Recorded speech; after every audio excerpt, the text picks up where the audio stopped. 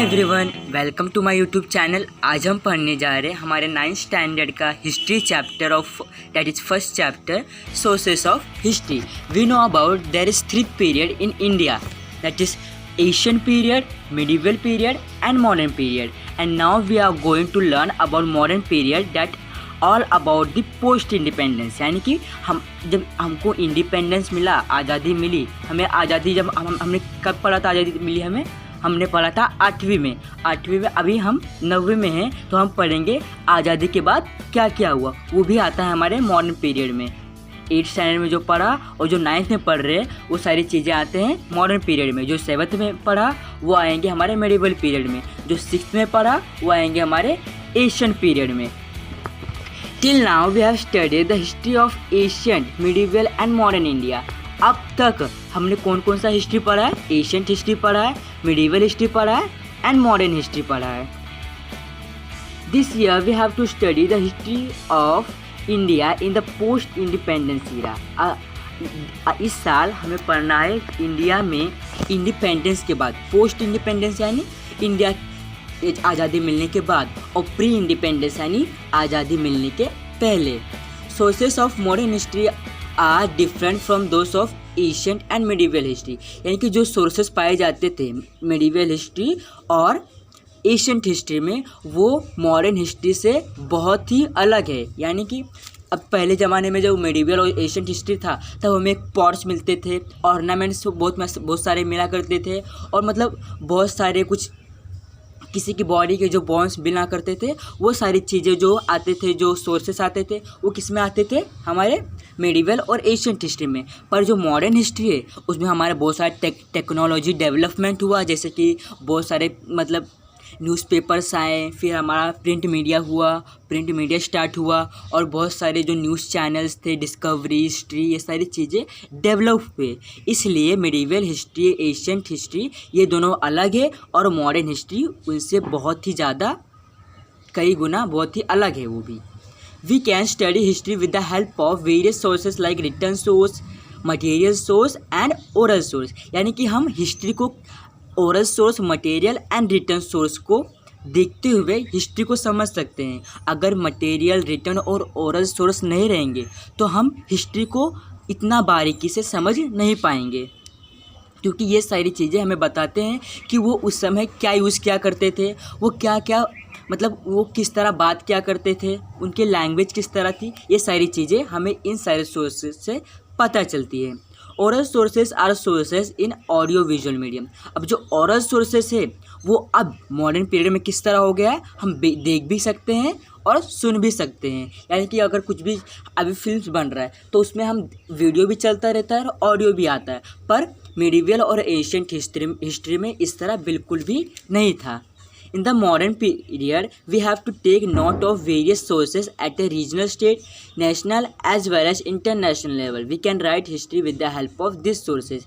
यानी कि जो हमारा मॉडर्न हिस्ट्री है, इसमें जो ना कोई रीजनल का डिफरेंस करता है, ना उसमें कोई अलग अलग स्टेट्स का आके ना कोई इसमें कंपैरिजन करता है। और ये सारी चीज़ें जो हैं, जो मॉडर्न हिस्ट्री के, ये सारी चीज़ें पढ़ने के लिए मदद करती है हमें हमारा मॉडर्न हिस्ट्री। रिटर्न सोर्सेज, अब पढ़ेंगे हम सबसे पहले क्या रिटर्न सोर्सेज क्या होते हैं। The following sources are included in written source. अभी जो ये बॉक्स है, जो कॉलम है, ये भी किस में इंक्लूडेड है? ये हमारे रिटर्न सोर्सेज में इंक्लूडेड है। अभी देखते हैं रिटर्न सोर्सेज में क्या क्या आते हैं। न्यूज़पेपर्स, अब रिटर्न सोर्स है तो न्यूज़ भी, जो न्यूज़पेपर है, पेपर है तो उस पर लिखित रहता है, उस पर प्रिंट करके आता है, और वो सारी जो चीज़ें हैं न्यूज़पेपर, वो हमारे लिए लिखित दस्तावेज है, यानी वो सब लिखित में है, इसके लिए उसको रिटर्न सोर्स कहा जाता है। पीरियोडिकल्स, जो किसी से चिट्ठी आती है, चिट्ठी जाती है, किसी की सूचना आती है, ये सारी भी जो आते हैं वो लिखित में आते हैं, इसलिए वो भी पीरियोडिकल्स भी रिटर्न सोर्स है। डायरीज़, कोई किसी के ऊपर डायरी लिखता है, कोई किसी इवेंट के ऊपर डायरी लिखता है, वो भी सब रिटर्न में आएंगे। रेफरेंस बुक, यानी कि अगर मेडिवल हिस्ट्री है तो उसका एक रेफरेंस बुक होता है, एशियंट हिस्ट्री है तो उसका एक रेफरेंस बुक होता है। रेफरेंस बुक यानी कि मतलब किसी भी काल में कौन कौन से युग में कौन कौन से मतलब घटनाएं हुई हैं वो सारी रेफरेंस बुक में होती हैं। Correspondence documents in the archives, archives यानी डू मीन जहाँ पर हिस्टोरिकल जो चीज़ें प्रिजर्व करके रखती हैं, जो बचा कर रखा जाता है, वहाँ उसको क्या बोलते हैं, आर्चीव्स। तो डॉक्यूमेंट्स भी आर्चीव्स में रखे हुए हैं। गवर्नमेंट गैजेट्स, पोस्टेज स्टैम्प्स, यानी पोस्टेज स्टैम्प आपको पता नहीं होगा, पर जब पोस्ट इंडिपेंडेंस हुआ, यानी कि जब हमारा देश आज़ाद हुआ, उसके बाद क्या हुआ पता आपको, मतलब सभी एक लेटर दिया करते थे और वो उस लेटर के ऊपर मतलब एक कवर लगाते थे, एक एनवलप, और उस एनवलप के ऊपर किसी भी, जैसे डॉक्टर राजेंद्र प्रसाद, महात्मा गांधी, इंदिरा गांधी और बहुत सारे लोगों को उसका मतलब उनका वहाँ पर एक फ़ोटो लगाया जाता था, ताकि पता चले कि किसका राजनीति चल रहा है। ये सारी चीज़ें हमारी किस में आती हैं, रिटर्न सोर्सेस में। Do you mean the place where historical documents are preserve is called archives, यानी कि वो जगह जहाँ पर हिस्टोरिकल डॉक्यूमेंट्स, यानी कि जो हिस्टोरिकल जो लिखित हैं, डायरीज हैं, जो डॉक्यूमेंट्स हैं, ये सारी चीज़ें जहाँ बचा कर रखी हुई हैं उसको आर्चीव्स कहा जाता है। जैसे म्यूज़ियम्स होता है, वहाँ पर सब मटेरियल्स रखे रहते हैं, इसलिए उसको म्यूज़ियम कहा जाता है, इसको आर्चीव्स कहा जाता है। The main office of National Archives of India is at New Delhi, यानी कि जो मेन ऑफिस है नेशनल आर्चीव्स, मतलब जो जहाँ पर ये सारी चीज़ें रखी हैं, लिखित जो डॉक्यूमेंट्स हैं, वो कहाँ पर है, बहुत ही बड़ा, वो है न्यू दिल्ली में। It is the largest among archives in Asia, यानी कि एशिया में जो दिल्ली में बनाया गया है आर्चीव्स, दिल्ली कहाँ पर है, इंडिया में है, इंडिया कहाँ पर है, एशिया में है, तो एशिया में सबसे बड़ा आर्चीव्स दिल्ली में है। Just as newspapers are considered to the fourth pillar of democracy in the modern period, they are also a major medium of information, यानी कि जो न्यूज़पेपर्स हैं उसको डेमोक्रेसी का फोर्थ पिलर कहा जाता है। डू मीन डेमोक्रेसी, डेमोक्रेसी यानी डेमोक्रेटिक लोकतंत्र, यानी कि लोकतंत्र यानी मतलब सरकार और जो हमारे पब्लिक है वो दोनों मिलकर एक साथ काम करेंगे, मतलब एक दूसरे से कोऑपरेट करेंगे, एक दूसरे को सहयोग करेंगे, तो हमारा देश बहुत ही अच्छे तरीके से चलेगा, और उसको कहते हैं डेमोक्रेसी। इसलिए डेमोक्रेसी को हमारे जो पिलर्स हैं उनमें से उसको फोर्थ पिलर भी कहा जाता है। ये जो न्यूज़पेपर्स है ये मतलब हमें बहुत ही बेसिक नॉलेज देते हैं, बहुत सी मतलब उस समय ये बहुत ही मेजर मीडियम था, मतलब बहुत ही जाना माना चीज़ था, जिससे दूसरों को कोई भी इंफॉर्मेशन मिलती थी कि मुग़ल काल में हमारे साथ क्या हो रहा है, इन्होंने कौन कौन सी चीज़ों को कॉन्कर किया। हाँ, जब बाबा साहब अम्बेडकर ने बहिष्कृत भारत जब निकाला न्यूज़पेपर, उसमें भी सारी चीज़ें अच्छे से दी जाते थे, ताकि एक सामान्य जनता को पता चल सके कि हमारे भारत में क्या क्या हो रहा है, इसलिए न्यूज़पेपर में सारी खबरें दी जाती हैं। If we consider the period from 1961 to 2000, we see that in the beginning there was no alternative to print media, यानी कि जब 1961 शुरू हुआ बिगनिंग, तब से लेकर 2000 तक बहुत मतलब उतने सारे प्रिंट मीडिया का इन्वेंशन नहीं हुआ था कि प्रिंट दे सके, मतलब एक अच्छा प्रिंट दे सके। जैसे कि अभी जो हमारे पास प्रिंट आता है उसमें कलरफुल होते हैं बहुत सारे, मतलब और भी सारी चीज़ें मतलब बहुत ही अच्छे तरीके से थे, पर उस समय उतना अच्छे से प्रिंट नहीं हुआ करता था, ब्लैक एंड वाइट हुआ करता था, specially newspapers. This liberalisation and widespread use of internet in India and alternative for print media became available, यानी कि जिस तरह 2000 शुरू हुआ, 2001, 2002 ऐसे जब हमारा देश प्रगति करते गया, तब बहुत सारी चीज़ें उपलब्ध होने लगी, इंटरनेट आया, मीडिया आया। जैसे कि पहले जो रिपोर्टर्स नहीं होते थे, पहले सब न्यूज़ ही पढ़ा करते थे, पर जिस तरह हमारा डेवलपमेंट होता गया उसी तरह जो न्यूज़ चैनल्स आए, न्यूज़ चैनल से हमें डायरेक्ट खबर मिलती है हमारे इंडिया में लाइव क्या क्या चीज़ें हो रही हैं, ये सारी चीज़ें अवेलेबल होती गई क्योंकि इंटरनेट का ज़माना था। Yet the print media still continue to be powerful, इसलिए अब तक प्रिंट मीडिया को बहुत ही पावरफुल माना जाता है क्योंकि ये दूसरों को नॉलेज एकदम फेस टू फेस प्रोवाइड करती है। न्यूज़पेपर, अब देखते हैं न्यूज़पेपर्स, जब हमें पढ़ा अभी उसमें कुछ और भी चीज़ें होंगी, अभी वो चीज़ें हम देखते हैं। Through newspapers, we can get information about national and international affairs, politics, arts, sports, literature and social and cultural affairs. यानी कि न्यूज़पेपर से हमारे इंडिया में नेशनल इंटरनेशनल जो हमारे अगर इंडिया में स्टेट में मतलब नेशनल यानी स्टेट वाइज महाराष्ट्र और गुजरात इनमें मतलब कुछ दो पहलवान आए, दोनों लड़े, उसमें क्या क्या हुआ, और इंटरनेशनल यानी कि इंडिया का एक बंदा गया और चाइना का एक बंदा आया, उन दोनों में लड़ाई हुई, तो उनमें से कौन जीता वो हो जाएगा हमारा international. All world and national means in the are Indian states. Affairs, कौन कौन से अफेयर्स हुए, मतलब कौन कौन सी चीज़ें हो रही हैं, पॉलिटिक्स में हमारे क्या क्या हो रहा है, राजनीति में क्या क्या हो रहा है, कौन प्रधानमंत्री बन रहा है, कौन प्रधानमंत्री के जो तख्त है उस पर से हट रहा है, आर्ट कैसा चल रहा है हमारे इंडिया में, मतलब कितने आर्टिस्ट हैं हमारे इंडिया में, स्पोर्ट्स क्या चल रहा है, जो हम लाइव न्यूज़पेपर्स में आते हैं ना, हम देखते हैं कि कोहली ने कितना सिक्स मारा, विराट कोहली ने कितना सिक्स मारा, धोनी ने कितना फोर मारा, ये सारी चीज़ें हम देखते हैं न्यूज़पेपर्स में। सोशल लाइफ किस तरह है, कल्चरल लाइफ किस तरह, एग्रीकल्चर हमारा किस तरह हो रहा है, हम किसानों को सही से बारिश मिल रही है, सबका क्रॉप्स अच्छे से हो रहा है, ये सारी चीज़ें किस में बताई जाती थी, न्यूज़पेपर्स में, और आज भी बताई जाती हैं। Newspaper contains matter related to human life, यानी कि न्यूज़पेपर का काम ही यही है कि सामान्य जनता के बारे में कुछ अच्छा बता सके कि कुछ उनका कंडीशन किस तरह चल रहा है। Most national newspapers have started their regional edition.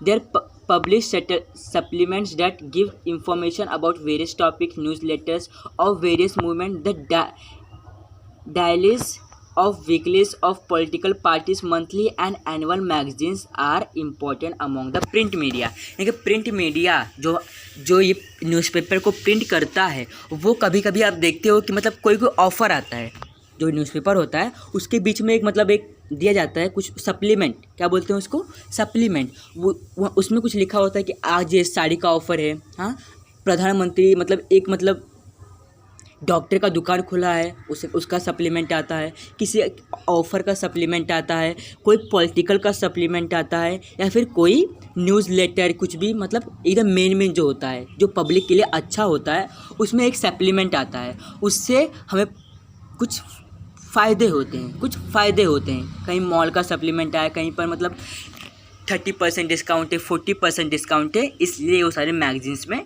डाले जाते हैं। Some newspapers produce special supplements to end of the year that take an overview of the important event of the year. Such supplement help us understand important event of the year. यानी कि कुछ supplements होते हैं जो एक ही बार आते हैं, वो बहुत ही महत्वपूर्ण होते हैं, जो कि सबको एक पूरा साल भर याद रहता है कि हमें एक सप्लीमेंट मिला था जो कि बहुत ही अच्छा था, और वो जो होते हैं वो हमें इवेंट्स याद दिलाने में बहुत ही सहायता करती हैं। इसलिए सारे न्यूज़पेपर्स होते हैं कि हमें कुछ बेसिक नॉलेज, कुछ इंफॉर्मेटिव नॉलेज दे सकें। प्रेस ट्रस्ट ऑफ इंडिया, यानी कि PTI, और इसमें PTI press trust of India. अब देखते हैं ये होता क्या है, क्या होता है ये। After 1953 the press trust of India has been an important source of primary details of all important events and the articles on important subject. Press Trust of India has provided report, photographs and articles on financial scientific issue to newspaper. PTI has now started its online service. During the 1990s, the PTI started using the satellite broadcasting technology instead of teleprinters to send news all over the country. The material is important for writing the history of modern India. यानी कि जो press trust of India है, ये जब newspaper शुरू हुआ तब से ये चलता आ रहा है। अब तब से ये चलता आ रहा है, और क्यों चलता आ रहा है भी देखते हैं। जो प्रेस ट्रस्ट ऑफ इंडिया है, इसका काम पता आपको क्या होता है। ये जो प्राइमरी डिटेल्स, सेकेंडरी डिटेल्स और भी टर्शरी डिटेल्स, जो डिटेल्स होते हैं, ये जो मतलब न्यूज़पेपर क्या सब लोग उसमें रिपोर्टर्स होते हैं जो लेके आते हैं, नहीं, जो न्यूज़पेपर उसको जो नॉलेज दिया जाता है, जो मतलब जो न्यूज़पेपर है अभी न्यूज़पेपर वाले उसमें जो छापते हैं न्यूज़पेपर में जो न्यूज़ छापते हैं वो न्यूज़ ही कौन देता है? Press trust of India, PTI newspaper वालों को ये न्यूज़ देता है और उनसे अपना पैसा लेता है कि हमने तुम्हें न्यूज़ दिया तो तुम हमें पैसे दो, और जो न्यूज़पेपर होता है उसमें छापा जाता है इस न्यूज़ को। तो न्यूज़पेपर जो होता है, न्यूज़पेपर में जो न्यूज़ होते हैं वो पीटीआई उनको देता है, और जो पीटीआई है वो खाली पहले न्यूज़पेपर में दिया करता था, पर जब से ऑनलाइन सर्विस स्टार्ट हुआ तब से वो टेलीविज़न को भी, जो टेलीविज़न में आज तक, इंडिया टीवी, एनडी इंडिया, जो ये सारे चैनल्स है उसको भी मतलब ये रिपोर्ट प्रोवाइड करता है, ये न्यूज़ प्रोवाइड करता है कि आज यहाँ पर यहाँ हुआ, ये सब हुआ। उनको एक चिट्ठी देता है कि तुम्हें ये उस पर बताना है अपने न्यूज़ पे, और इससे सारे जो न्यूज़ है वो हम तक पहुंचती हैं। तो सबसे मेन रोल होता है पीटीआई का, जो न्यूज़पेपर, जो एक्सप्रेस को, जो कोई भी एक्सप्रेस होता है, हाँ, प्रेस, उसको ये इंफॉर्मेशन देता है और प्रेस वाले उसको न्यूज़पेपर में छापते हैं। तो जब से ऑनलाइन सर्विस हुआ तो वो अभी इन लोगों ने सोचा कि अभी जब ऑनलाइन सर्विस स्टार्ट ही हुआ है तो हम लोग क्यों ना आज तक को, इंडिया टीवी को अपना रिपोर्ट प्रोवाइड करें ताकि हमें और भी प्रॉफिट हो। हाँ, तो ये पीटीआई जो खाली एक स्टेट में ही नहीं बल्कि पूरे इंडिया में चलता है, और ये बहुत ही इम्पॉर्टेंट बन चुका है हमारे मॉडर्न हिस्ट्री के लिए। बहुत ही जो रिटर्न हिस्ट्री है हमारा, अभी हम किसके बारे में पढ़ रहे हैं? रिटर्न हिस्ट्री में। तो रिटर्न हिस्ट्री में जो पीटीआई है बहुत ही इम्पॉर्टेंट फंक्शन रोल करता है। Do you know among the print media the information contain in annual issue of the publication division of government of India is authentic and trustworthy। जो PTI है, हाँ, वो मतलब ऐसा कभी कभी आपको ऐसा भी पता चलता होगा कि एक फेक न्यूज़ आया है, न्यूज़ में एक चुड़ैल दिखी है आपको। देखो कभी कभी टीवी में देखते हैं जो मतलब जो समाचार वाले होते हैं, जो आज तक टीवी, इंडिया टीवी, ये लोग मतलब अपने जो शॉर्ट में दिखाते हैं कि मतलब एक रात में एक भूत आई, मतलब एक पहाड़ है वहाँ से कोई आ जा रहा है, कुछ यहाँ पे घटनाएं हो रही है। ये सारे फेक न्यूज़ होते हैं जो ये खुद से बनाते हैं। अब जो मतलब इन्होंने देखा नहीं, जो न्यूज़ वाले वो तो देखते नहीं, पीटीआई उनको देती है। कभी कभी पीटीआई से जो गलत रिपोर्ट भी आ जाता है और वो सारे मतलब बहुत ही वायरल होने लगते हैं। तो उसका ये भी जिम्मेदारी बनती है, जो पीटीआई है वो अपने जो उनका न्यूज़पेपर वाले हैं उनको, जो एक्सप्रेस है, प्रेस है उनको ट्रस्ट वर्थी रिपोर्ट दे, ऑथेंटिक, यानी अगर वो सारी चीज़ें एकदम ऑथेंटिक हो, एकदम सही हो, तभी वो आगे पोस्ट करे ताकि वो हम तक पहुँचे। अगर वो एक ऑथेंटिक और एक ट्रस्टफुल रिपोर्ट हो तभी। For example, the information and broadcasting department publish India 2000 and annual reference book, यानी जो हमारे पोस्ट इंडिपेंडेंस का जो इंडिया 2000 बुक है, ये एक रेफरेंस बुक है जो हमारे मॉडर्न हिस्ट्री को पूरी अच्छी तरह से बताता है। This reference book is created under research reference the training department, यानी ट्रेनिंग डिपार्टमेंट जो होते हैं मतलब बहुत ही एकदम बारीकी से इस रेफरेंस बुक को देखते हैं कि इसमें जो चीज़ें हैं वो सही हैं कि नहीं हैं, कि मतलब ये जो आगे अगर कोई पढ़ेगा तो उसको इसमें कुछ डाउट तो क्रिएट नहीं होगा, कि मतलब कोई अगर उसको पढ़ रहा है तो उसमें उसको कुछ डाउट निकल रहा है कि वो किस तरह कर रहा है। ये सारी डाउट नहीं निकलनी चाहिए उसके मन में कि ये क्यों बनाया गया जब ये हुआ ही नहीं। वो सारी चीज़ें ट्रस्टफुल होनी चाहिए।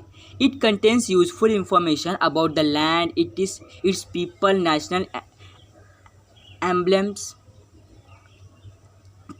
political system, defense, education, cultural events, and account of development in the field of science and technology, environment, health and family welfare, social welfare, media as mass communication along the basis data related to economic, finance, planning, agriculture, water conservation, rural development, food and civil supplies, energy, industries, trade and e-commerce, transport, communication, labor, housing, laws and statutes, जो मतलब बहुत सारी जो चीज़ें होती हैं जो हमने अभी पढ़ा, ये सारी चीज़ें वो रेफरेंस बुक में लिखी होती हैं कि हमारे मॉडर्न हिस्ट्री में कौन कौन सी चीज़ें होनी चाहिए, कौन कौन सी चीज़ें जो पब्लिक के वेलफेयर के लिए होनी चाहिए, ये सारी चीज़ें हमारे रेफरेंस बुक में होती हैं। It is possible for us to write history with the help of such information. और इन्हीं इन्फॉर्मेशन को मतलब मद्देनज़र रखते ही हम अपनी जो हिस्ट्री का राइटिंग है वो बहुत ही अच्छे से कर सकते हैं। मतलब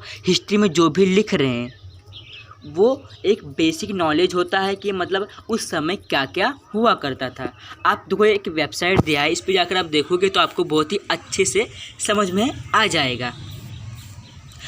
एक और डू यू नो है कि आपको पता है the Indian government issue the Jal Cooper stamp in 1977। Jal Cooper was an internationally acclaimed philatist that is an expert on the subject of postage stamp. यानी कि जो पोस्टेज स्टैम्प था पहले के ज़माने में आप देखा करते थे, सब जो चिट्ठी दिया करते थे, एनवलप दिया करते थे एक दूसरे को, उसमें आप देखा करते थे कि मतलब कि उसके ऊपर एक कुछ बनाते थे, मतलब उसके ऊपर एक फ़ोटो स्टिक किया जाता था। तो जो पहला फ़ोटो स्टिक किया गया जो इंडियन गवर्नमेंट का, मतलब जो चिट्ठी के ऊपर जो पहला स्टिक किया गया वो किसका फ़ोटो स्टिक किया गया? जेल कॉपर का, क्योंकि इन्होंने पोस्टेज स्टैम्प का इन्वेंशन किया था। बॉर्न इन परसाई, जो इनका जन्म कहाँ पे हुआ था? पारसी में हुआ था। हाउस होल्ड इन मुंबई, ये कहाँ पर रहने आए? मुंबई में रहने आए। Cooper edited Indian stamp journal. He was the founder of the first philatelic bureau in India and office date collected stamp. यानी कि जो एक ऑफिस था, कौन सा ऑफिस था? फिलैटेलिक ब्यूरो जो एक था, वो वहाँ पर फिलैटेलिक जो ब्यूरो था वहाँ पर बहुत सारे स्टैम्प दिया करते थे। और उनमें से पहला स्टैम्प किसका छपा था? जेल कॉपर का। देखो हम यहाँ पर देख सकते हैं जो पहला स्टैम्प, मतलब जो ये आपको दिख रहा है चारकोन का, ये मतलब एनवलप के ऊपर चिपका कर भेजा जाता था ताकि उनको पता चल सके कि ये चिट्ठी कहाँ से आई है। और ये सारी चीज़ें उनको बेसिक इन्फॉर्मेशन प्रोवाइड करती थी जिसके पास ये जाया करता था। ये खाली इनका ही नहीं बल्कि राजेंद्र प्रसाद जी का, डॉक्टर बाबा साहब अम्बेडकर का, गांधी जी का, लाल बहादुर शास्त्री का, इन सारे लोगों का एक स्टैम्प बनाया जाता था ताकि दूसरों को दिया जा सके, ताकि किसके राजनीति में कौन कौन सा एनवलप किसके पास जा रहा है। ये एक ब्यूरो में बहुत ही अच्छे तरीके से बनाया जाता था। He founded the empire of Indian philatelic society. He want to write many books on this subject. He gave a scientific bent to his hobby. He played a pivotal role in taking the study of Indian postage stamp to the international level. Having started his career as the postage stamp collector, Cooper achieved the expertise of a philatelist at the international level. The postage stamp on Jeil Cooper is an important source to understand his significant contribution of this field. यानी कि उस समय मतलब इनका बहुत ही बड़ा contribution था कि हमारे इंडिया में पोस्टेज स्टैम्प का इन्वेंशन इन्होंने किया। और ये मतलब अपना जो भविष्य इसी रास्ते में इनका बनाने का पहला उद्देश्य था और उसमें उन्होंने बहुत ही योगदान दिया हमारे इंडिया को। अब ये पोस्टेज स्टैम्प क्या होता था, अभी पढ़ा क्या होता, अभी उसका यूज़ किस तरह होता था अभी वो देखते हैं।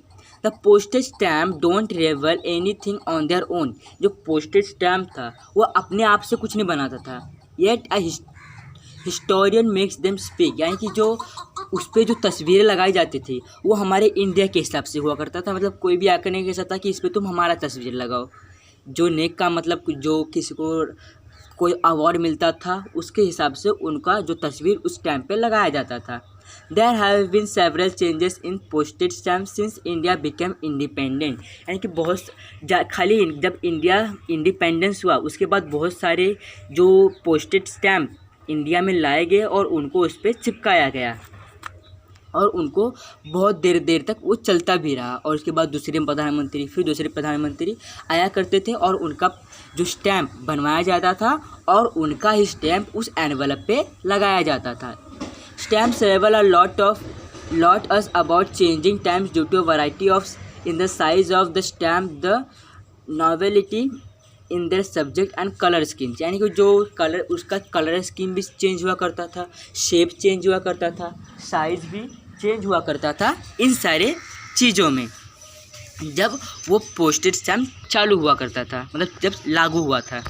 The postal department issue posted stamp on a wide variety of theme like political leaders, flowers, animals, birds, and event or the silver, golden, diamond, jubilees or centenary, bicentenary and third centenary।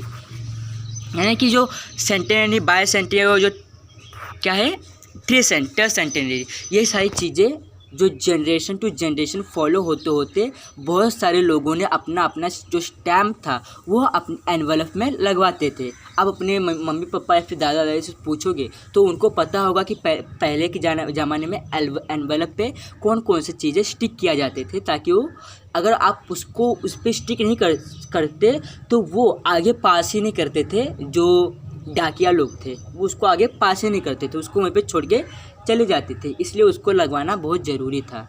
It is therefore a valuable repository for history, ये बहुत ही important माना जाता है हमारे history में।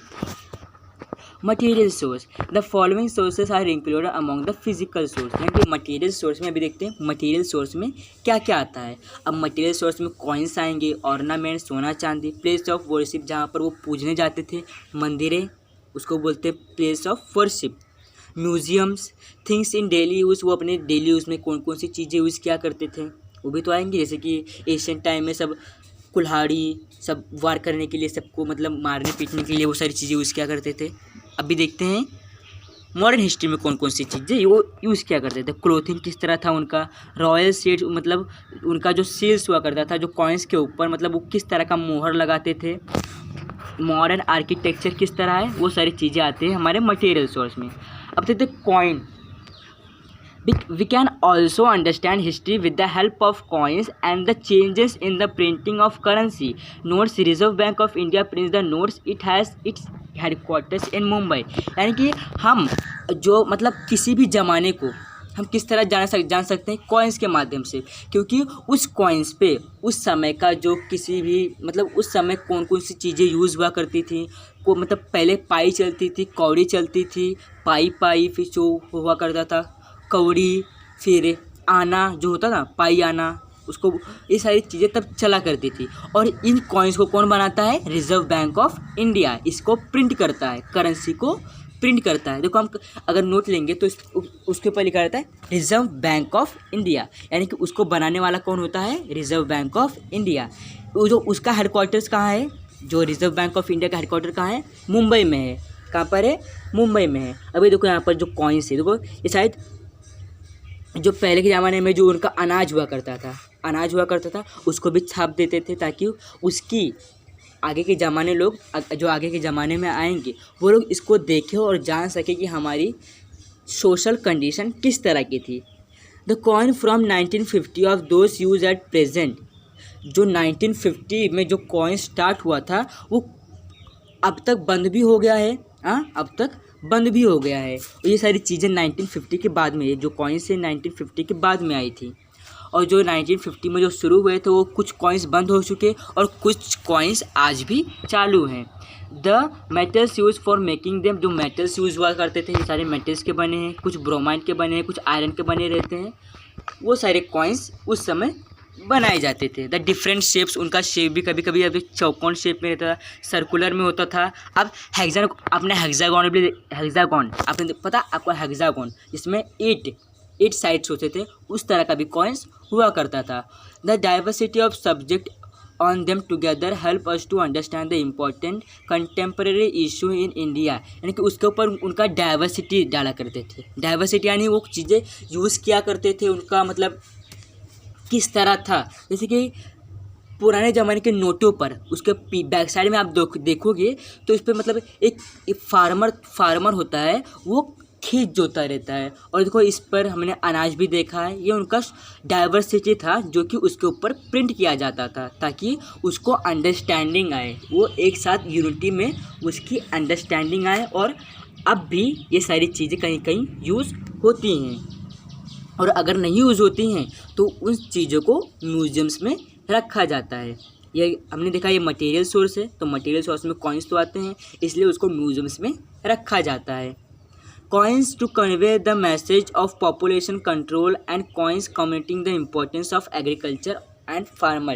यानी कि कोई कोई कॉइन्स रहते थे, कोई कोई करेंसी रहती थी, तो उस पर मतलब उनका कुछ विचार लिखते थे कि हम पॉपुलेशन को किस तरह कंट्रोल कर सकते हैं। हाँ, उस समय अपना विचार भी उस पर लिखा करते थे। और फार्मर्स का एग्रीकल्चर में क्या क्या प्रॉफिट हो रहा है, किस तरह फार्मिंग किया जाता है, वो सारी चीज़ें उस पर थोड़े लिख के आती थी, थोड़ा थोड़ा स्पेस में, जैसे कि होते ना एक शायरी, उस तरह ये लिख के आती थी कॉइन्स के ऊपर और करेंसीज के ऊपर। उन्हें पढ़ा कॉइन्स के बारे में। अब पढ़ेंगे म्यूजियम्स के बारे में। All states of India have museums that depicts the characteristic and display the cultural and social heritage of the states।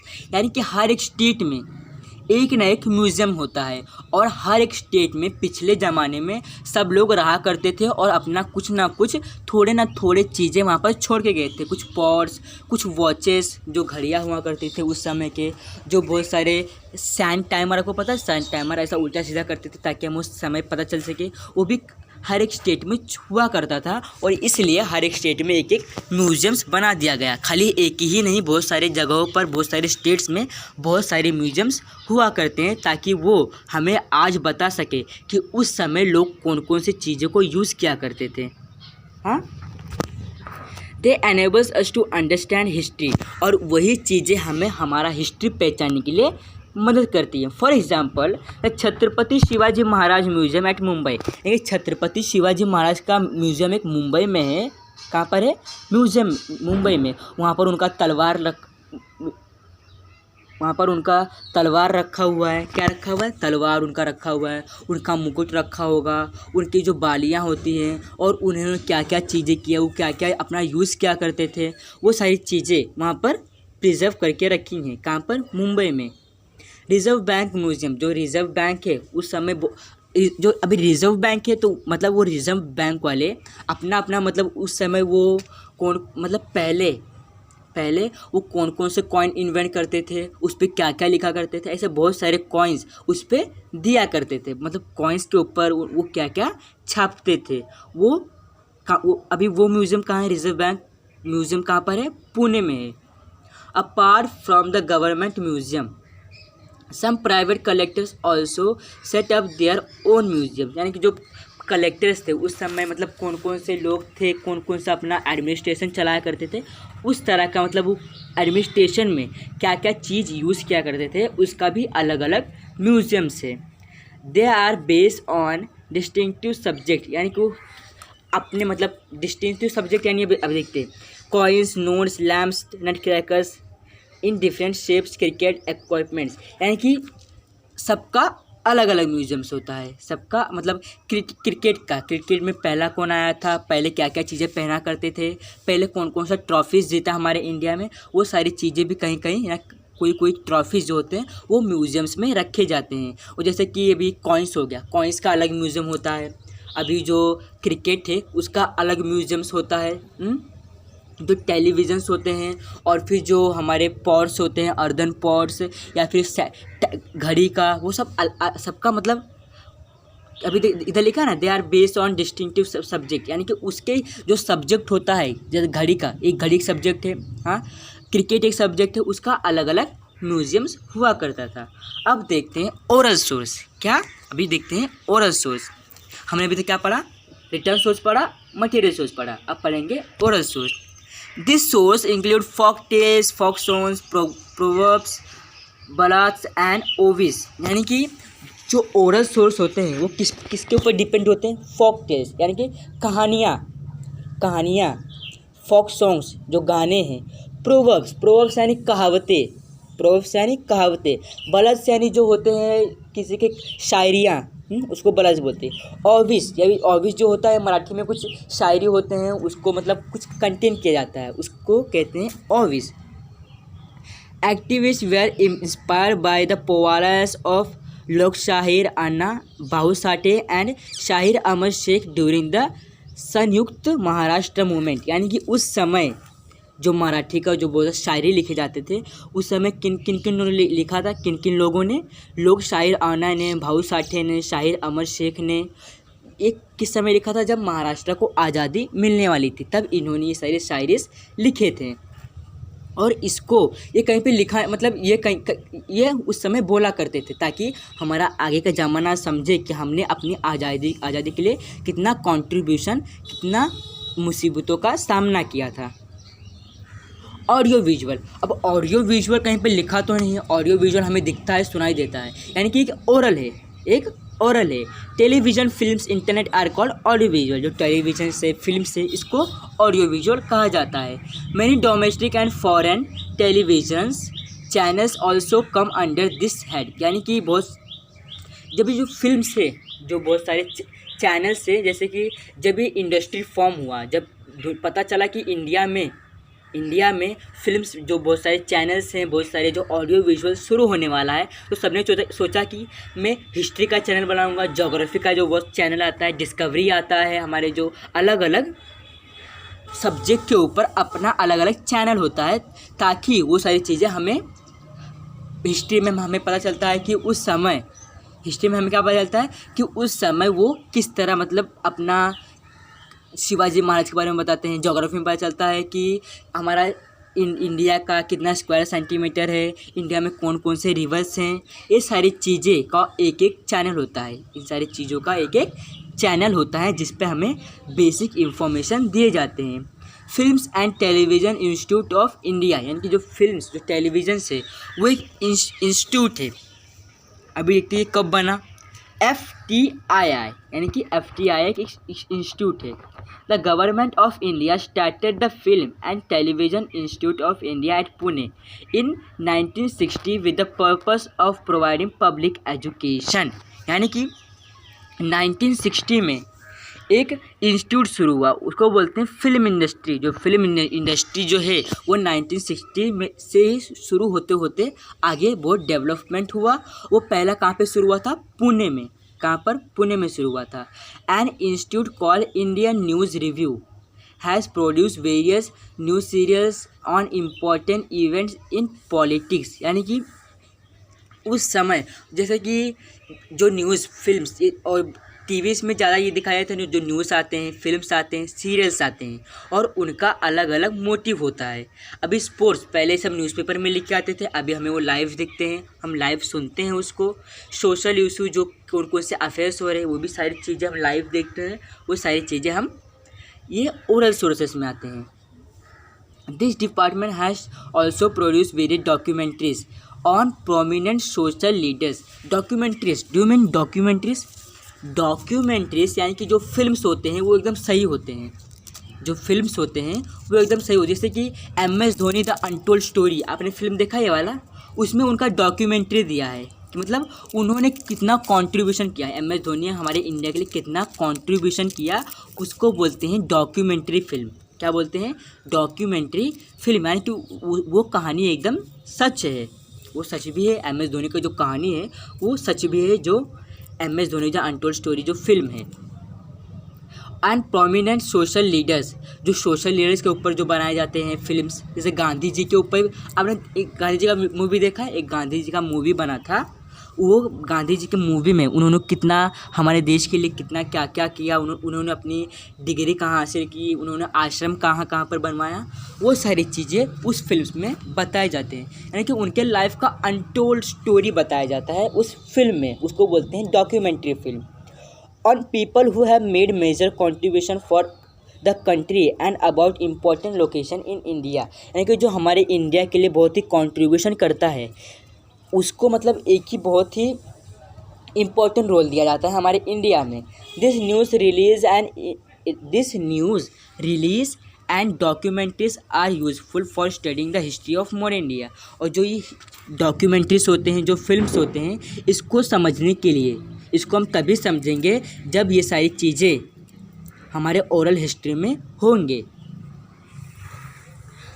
अब देखते हैं आगे का। Till now we have seen some important sources for writing the history for modern India.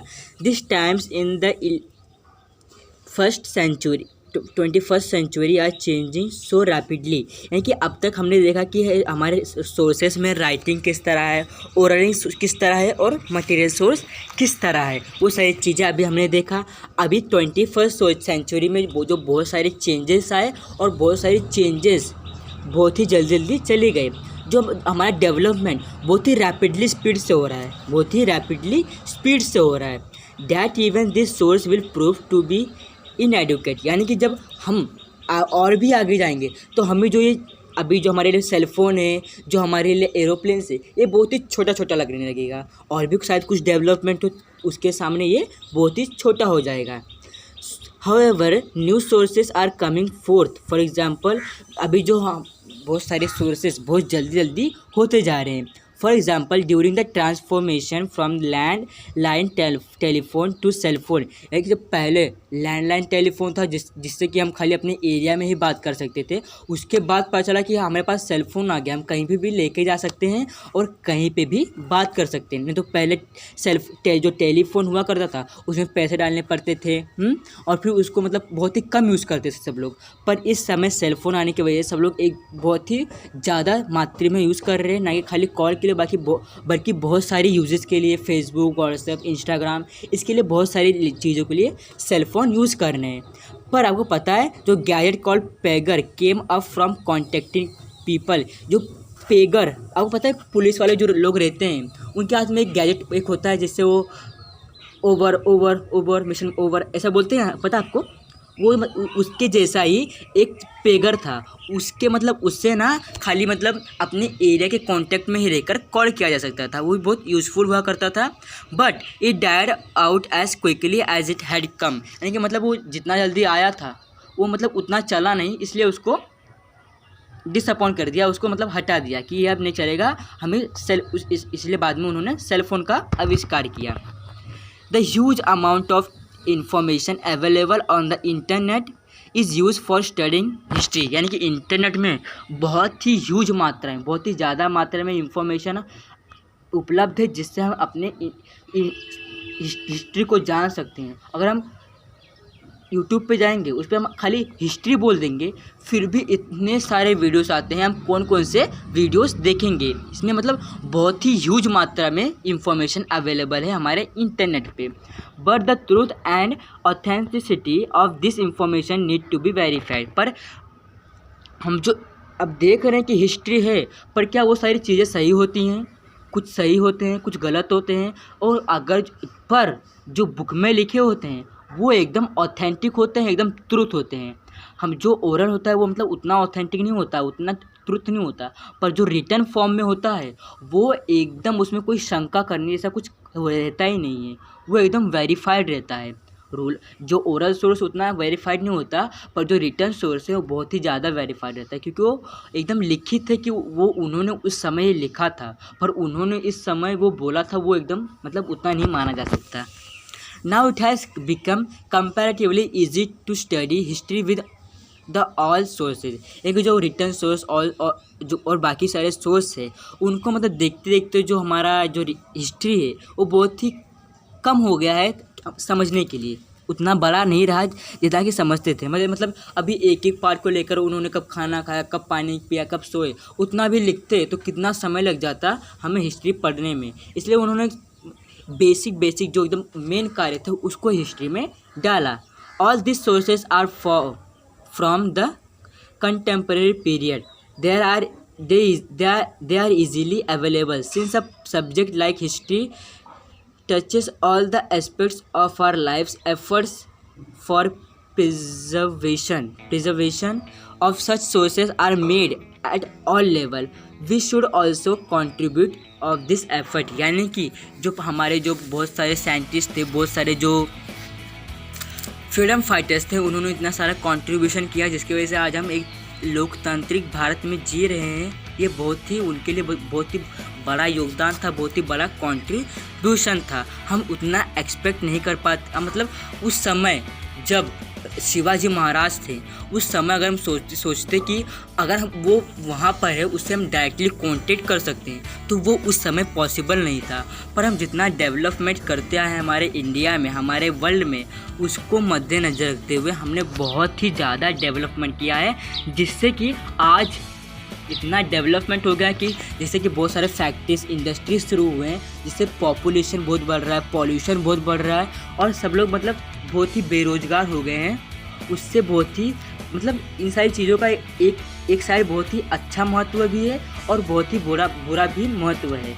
कि किसी और फ़ायदा है तो किसी और नुकसान भी है। पशु पक्षियों को कुछ नहीं मिल पा रहा है, जो गाय भैंस हैं उनको भी सही से कुछ उतना नहीं मिल पा रहा है, कुछ मतलब प्रॉफिट लॉस दोनों हो रहा है हमें आज के युग में। अगर आपको ये वीडियो पसंद आया हो तो प्लीज़ लाइक, शेयर और सब्सक्राइब कीजिए।